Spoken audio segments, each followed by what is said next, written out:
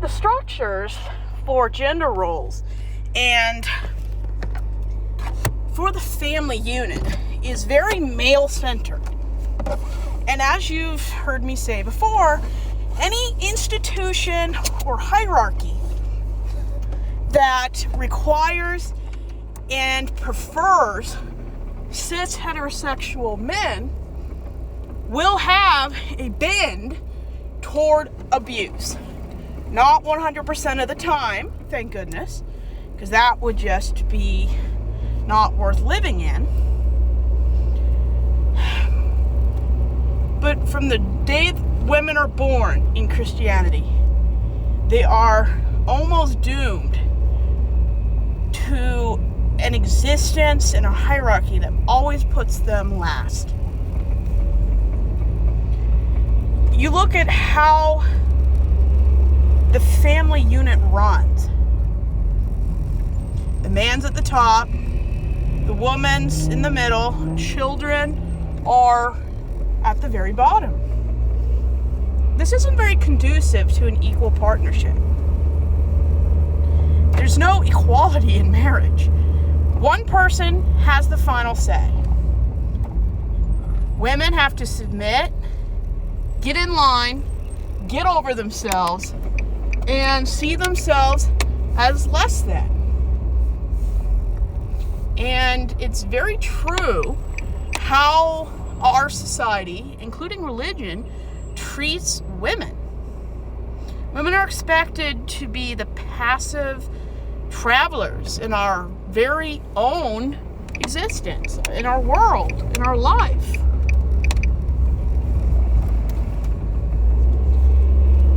And women get the short end of the stick, sometimes literally.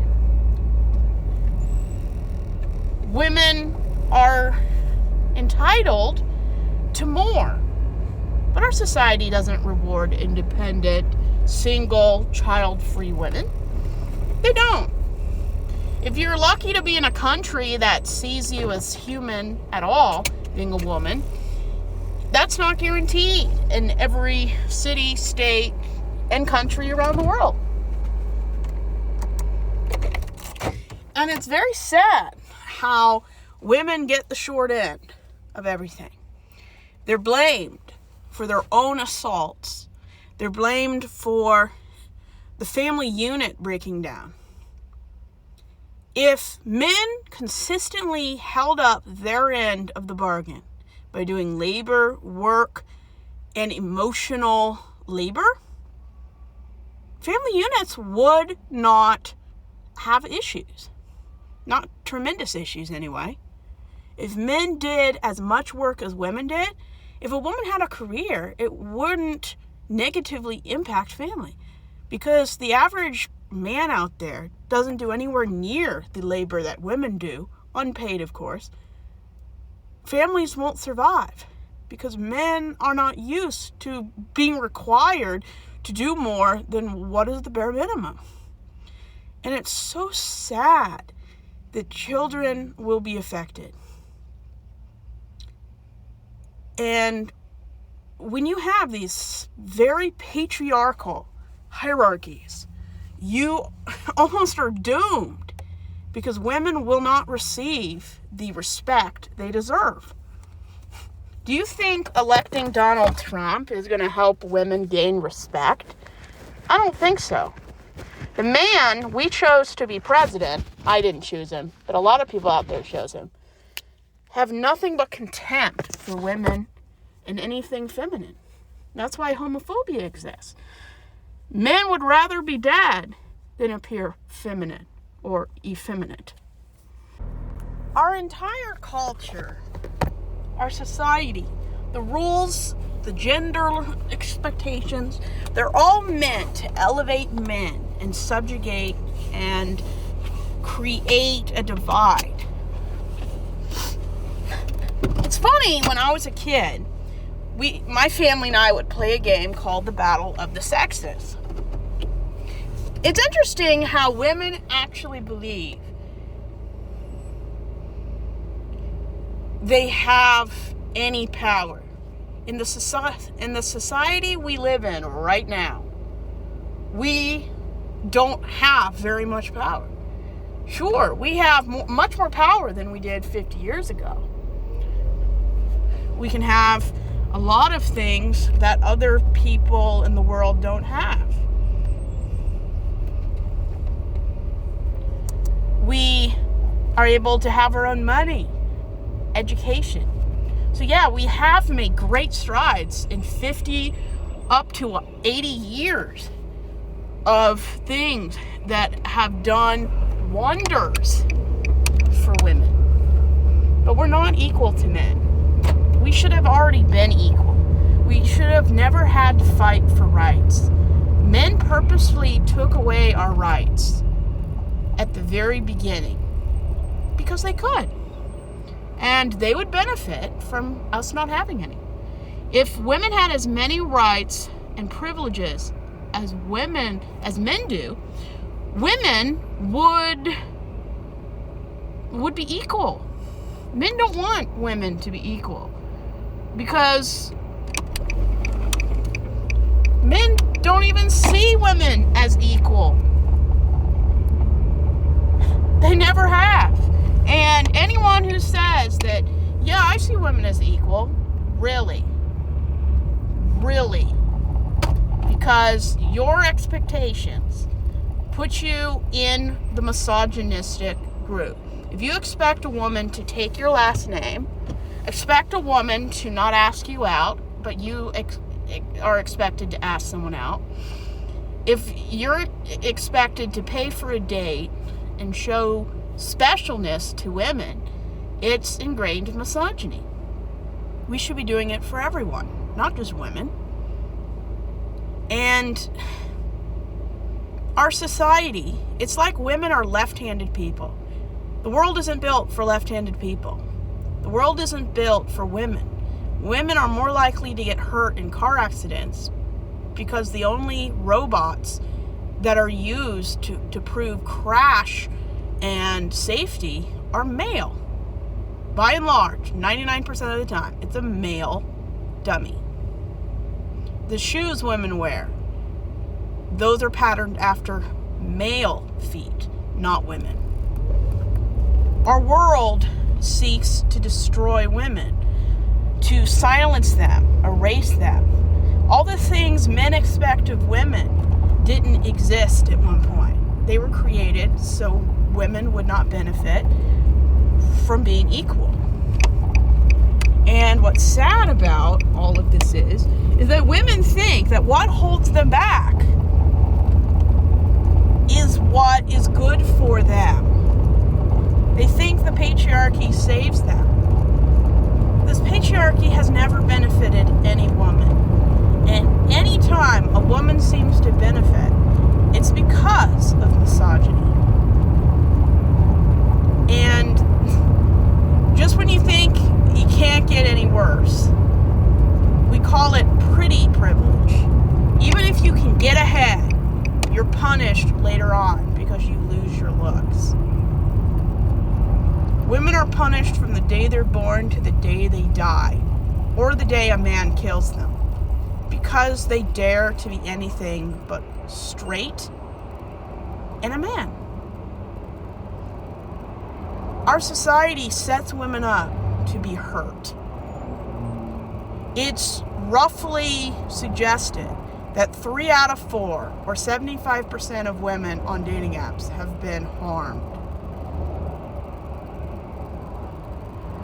Men are the reason why we have to have sexual harassment prevention classes.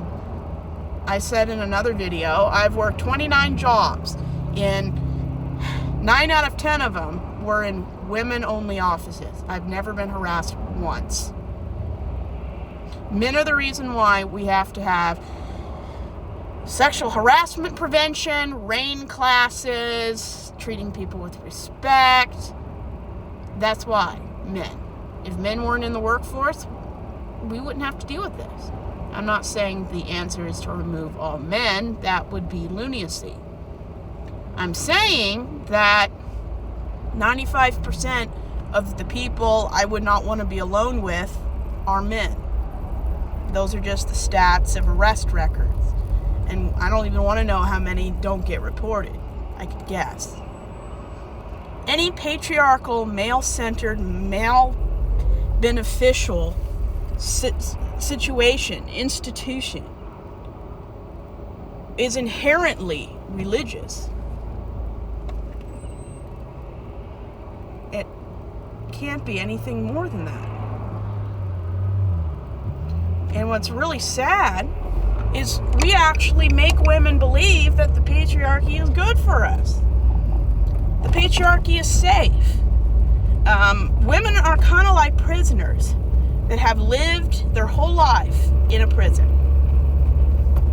And once we finally get out or get privilege, we want to return to it. It's called being institutionalized. We love our own prison.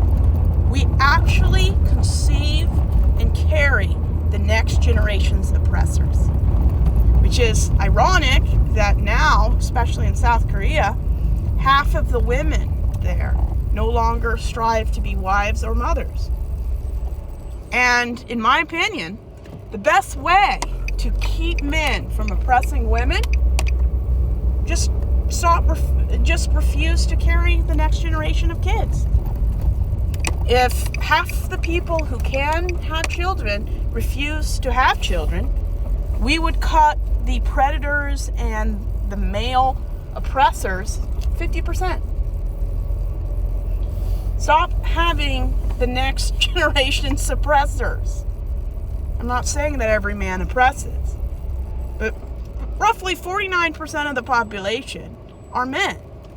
If we stop creating the next generation that will kill, harm, and destroy, if we cut the birth rates by half, think of all the women who won't have to go through the crap women go through on a daily basis. In 25 years, white people will no longer be the majority anymore. They'll be a minority, same like with all the other ethnicities around here. And a lot of countries are starting to see that men are going to reduce in statistics. They're going to be a minority within the genders. And I don't have anything wrong with that. If a specific group is known to oppress, kill, and assault, maybe we should just start having fewer of those group members. That sounds perfect to me. And church, the rules, the gender expectations, the shame, the viewing of women as a threat who dare to be anything but what they're told, which is a biblical silent woman. This is the dynamic that sets up marital rape as something that is normal and idealized. The idea that women cannot say no unless it's a mutual thing, that's not how consent works, okay? Consent doesn't work when two people decide not to do something. Consent is when two people decide to do something. But Christianity has it backwards, and it's intentional. You cannot say that growing up and living and being indoctrinated with such sexist rhetoric, like you can't say no to sex, and that any marriage that is sexless isn't a marriage, is dehumanizing to the 1% who may or may not want traditional or any form of a relationship. And it's purposeful. Men do it on purpose. They set women up to have to be superwoman.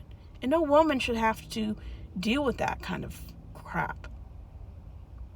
Marital rape, 1 out of 4 assaults in America alone, 1 out of 4 is due to being married to the person. 1 out of 4. It's so common that in some countries, it's not a crime, and it should be. Personally, it's definitely rape if someone is under the age of consent. There is no consent. That's why they call it statutory. And I hope that during my lifetime, all 50 states makes under 18 marriages illegal. Because girls are actually forced in America to marry the person that assaults them under the age of 18 so the perp can escape legal punishment. That's why a lot of states allow marriage between the ages of 14 and 17. And the reason why this has never been rectified or changed is because the group of people most likely to hurt kids are the ones making the laws, the white privileged males. The more religious, the more patriarchal you are, the more likely you will be hurt or be subjected to some form of predatory behavior. And the idea that rape is stranger danger is almost ludicrous. I mean, 9 out of 10 assaults are by people you consider your friends, your spouse, your family, and it's terrifying what happens to women. Women can go and get marital counseling and the pastor doesn't tell them they've been assaulted when they talk about it. Women are told from birth that their pain, discomfort, and needs have no meaning in relationships. And if they're lucky enough to be told their needs matter, it's never equal with a man's. And if a woman doesn't want sex or wants to have a sexless marriage, even for a short time, for a health issue or a hormonal problem, men feel so entitled that they will take whatever they want. That's why men kill women every 10 minutes in America. The male entitlement problem is such an issue. There are countries in the world that encourage men to harm their wives. And in America, up until a specific time period, it was morally acceptable and legal for someone to kill or beat up their wife. It still is in a lot of countries. Men believe that women are their property, especially in marriage. And just because the law doesn't say a man owns you doesn't mean society doesn't see you that way. The idea that you take a man's last name is ownership. The idea of a father giving away his daughter in marriage is ownership. The idea of asking a father's permission to marry his daughter is about ownership. Men believe they own women's sexuality, which is why a lot of men have no problem raping a woman. They just don't. Some countries, it's not illegal to harm women. And until women's sexuality isn't called being promiscuous, a whore, a slut, a hoe, until we start calling sexually independent, sexually confident women positive terms that are given to men for the same behavior, men don't see women as equal. They don't. Men kill women for their phone number. Men will kill and harass women, and very few men or no men will ever stand up and protect women. Women, you have to advocate and protect yourself, because men won't. Men just won't. Men would rather just sit there and watch a performance than protect you. Men always protect their own. Women protect each other, for the most part. Christian biblical marriage sets women up for an inequality in relationship. Women, some places, women can't even vote the way they want to. That's why they call it sleeping with the enemy. The most dangerous person in a woman's life is usually her boyfriend, her husband, or her father. And it happens to men all the time. Why wouldn't it? And it's so common that we make jokes about it on television. It's not funny. When half the women on this planet have been harassed or actually harmed physically, marriage has never protected women. Marriage has only protected and benefited men. We have women actually believing that their dream is to be somebody's property. And until we eradicate the sexist expectations that women can't escape from, rape is going to happen all the time. I firmly believe that half the women in any Christian church has experienced some form of rape, assault, coercion, manipulation. It's impossible to live in a patriarchal society like this, with high control, with the religion being centered around male leadership, and it not happen. Coercion and manipulation, if you have to talk someone into doing something, they don't want to do it. It's a crime. Half the women in church have experienced sexual assault. And if someone says no 15 times and they say yes once, that's still assault. Yes doesn't always mean yes. And if you're in a culture where a woman can't say no, a woman's yes doesn't mean anything. It really doesn't. Until a woman can say no without any repercussions, it doesn't harm the relationship, and she's respected and applauded for making that decision. I always wonder, can consent really happen or exist in a puritanical, patriarchal, male-centered religion? Women don't believe they own their own bodies, which is what autonomy is all about. If you believe that your spouse owns your own body, like it says in the Bible, you can't say no. And it's so sad that women can be in physical pain where they have to protect themselves or their body protects them because women just never get a break. Women deserve so much better. And unfortunately, what orientation you have can sometimes determine how much of a good life, especially with marriage and sex, you will ever get. So yeah, half the women in all churches have experienced coercion, manipulation, sexual misconduct, predation, power imbalances. If you're not equal, you can't consent. If someone is in a position of authority or you fear repercussions from saying no, that's not consent. I do believe that very few people understand what real consent looks like. If the person isn't more excited to have sex with you than you are, they don't want to. Just assume they don't want to. We call it enthusiastic informed consent. Yes doesn't always mean yes. Especially if you grew up in a home, an environment, and a religion where it's a sin to say no. And it's so sad that women have to deal with that. Because what women say just isn't respected.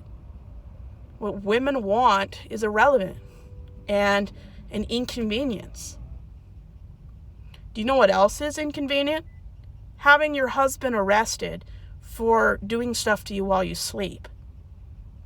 Our society would rather a white rapist get away with it so his life and future isn't impacted than actually provide consistent protection for women. If men can beat up their wives, they can definitely assault them too. And it goes the other way. A lot of kids and a lot of men can be physically assaulted by people, women they know, other men. But the majority of assaults are against women because the biggest group of orientation in the world are straight people.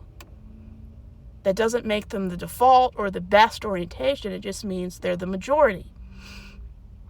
And the people within that majority that is the most vulnerable will be heterosexual women by a long shot. Women deserve so much better. And until we just reject what the Bible says about marriage, consent, and just the bare minimum of decency, When someone says that they believe in biblical marriage is polygamy. I don't know what Bible they're reading, but biblical marriage is not between one husband and one wife.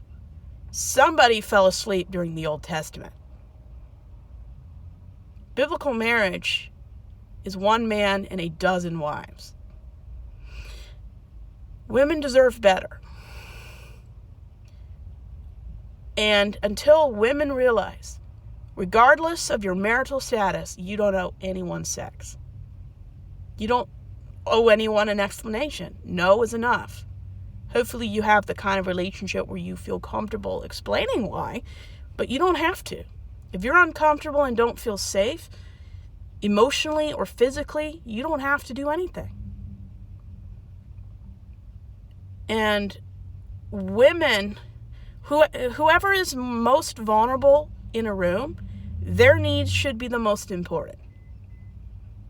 That's why good parents put their kids' needs over their own. Because the most vulnerable people, if they're not comfortable and happy and excited and enthusiastic, don't even try. And if you have to talk someone into having sex, you're the bad person here. You shouldn't have to convince somebody to do anything. You're not buying a car. You don't have to convince someone to buy something or to do something. If somebody doesn't want to do something and you have to push, prod, manipulate, convince, that's not consent. Regardless of what the person says, it's not consensual. Christianity, the rules, the expectations, that's not consent. And as long as you believe that one person is in charge in a relationship, that's a power imbalance. That is not a good scenario. Everyone should make the final decision. It should be a mutual thing. If one person is in charge, that's not a partnership. That's ownership. And women need to stop being fanalized. They deserve to be equal partners. And unfortunately, marriage does not make people equal. Marriage does not give anyone equality. Because the person who does the most work, the person most likely to be exploited or assaulted, are straight women.